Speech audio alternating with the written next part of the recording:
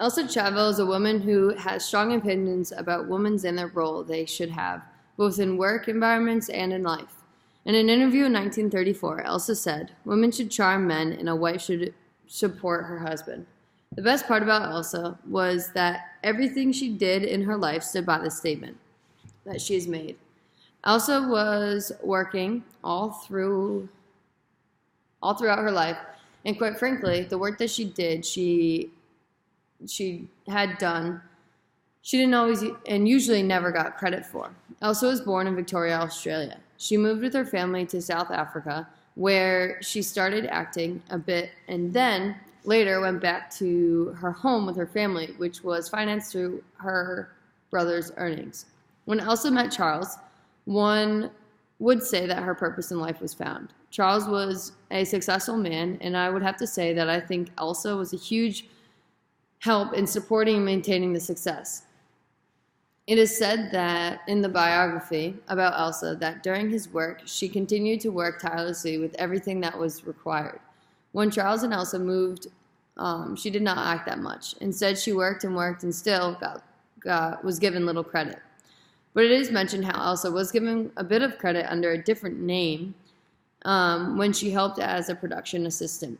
Elsa was said to, during Charles' work, to stand literally behind him every production and do anything that was necessary.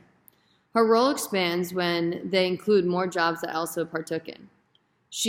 Before shows, she would actively help in writing, researching, designing costumes, and assessing locations, etc. In addition to the help that she did on set with makeup and coaching actors occasionally, etc.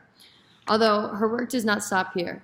When it was between films, if money was tight, then she would teach dance lessons and occasionally act. Elsa, in my eyes, is the definition of a hard worker and a selfless person. And if it wasn't for the amount of time and work she puts towards the success of both other people's productions and of Charles, then it was showed when Charles and her moved to California to further his own career. Of course, Elsa was able to act briefly in one show while being overseas, but Elsa did what was one of the most selfless actions a person who has worked all of her life could do. When Universal offered Elsa an acting job, she refused it because she supports Charles and his career and always puts him first. This commitment that she has showed towards Charles continues even after Charles's death.